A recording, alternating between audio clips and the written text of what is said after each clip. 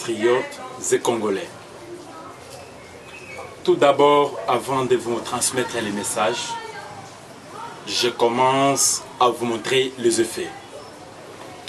Nulle part dans le monde entier, excepté la RD Congo, qui est la terre de mes ancêtres, que les expatriés font de bêtises, sottises, et ils sont libres. Personne ne les condamne, personne ne les reproche, jusqu'à atteindre le niveau le plus élevé, le niveau de ceux qui suivent. Ils font le petit commerce, les ventes en détail, ce qui est réservé aux seuls nationaux.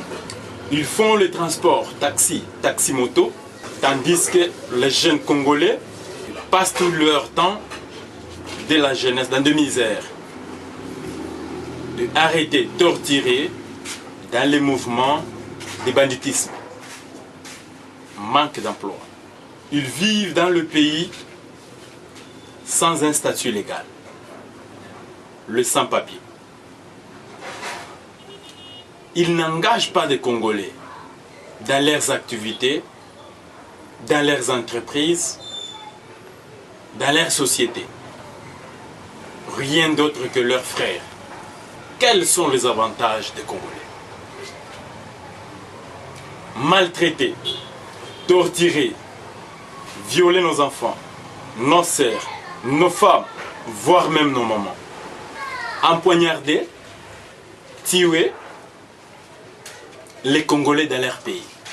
Spoliation de biens immobiliers. Dans leur maison, ils ne logent pas des Congolais. Qu'est-ce qu'ils font lorsqu'ils ne logent pas des Congolais dans leur maison?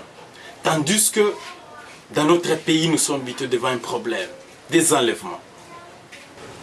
C'est juste que au cas où un Congolais accède, doit découvrir les secrets de ce qu'ils font et va dévoiler au gouvernement. Sont allés plus loin, jusqu'à s'enrôler. Tout ceci n'est rien d'autre que des provocations, des sabotages. Ça devient une deuxième colonisation. On aimerait bien comprendre. C'est une deuxième colonisation à part celle de la Belgique. Étudiants, jeunes, garçons, hommes, femmes, papa, maman. Qu'est-ce que vous attendez? Les patriotes de sang. Qu'est-ce que vous attendez pour défendre votre patrie? Qu'est-ce que vous attendez?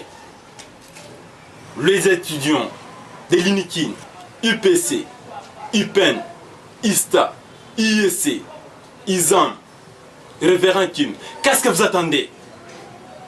Qu'est-ce que vous attendez pour défendre votre patrie? Qu'est-ce que vous attendez pour défendre vos intérêts? Qu'est-ce que vous attendez?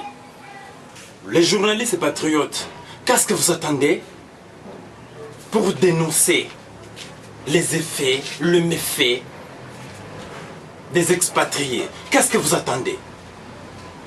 Sur vos chaînes de télévision, vos émissions, vous passez que les Congolais qui font de gauche à droite, les Congolais sont des criminels, les Kuluna, le tel a volé.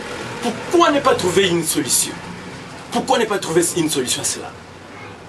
Il n'y a pas d'emploi au Congo. Pourquoi ne pas trouver une solution? Pourquoi ils sont devenus des Kuluna aujourd'hui?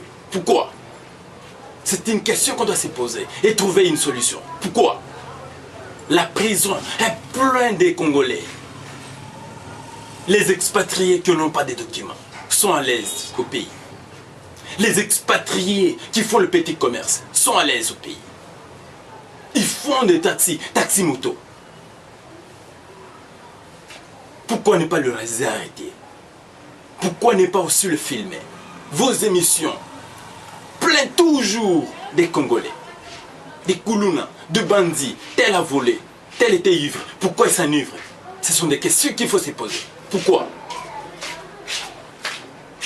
Pourquoi il a volé? Pourquoi il a violé? Pourquoi? C'est parce qu'il manque de moyens. Ils ne travaillent pas. Nos frères qui sont habitués à travailler, ils sont là, à tel ou tel coin. Allez-y sur l'avenir. La nuit, vous allez trouver que nos frères passent nuit dehors. Manque d'emploi. Qu'est-ce que vous attendez? Quels sont les avantages d'avoir les expatriés au pays si on ne crée pas l'emploi? Quels sont les avantages?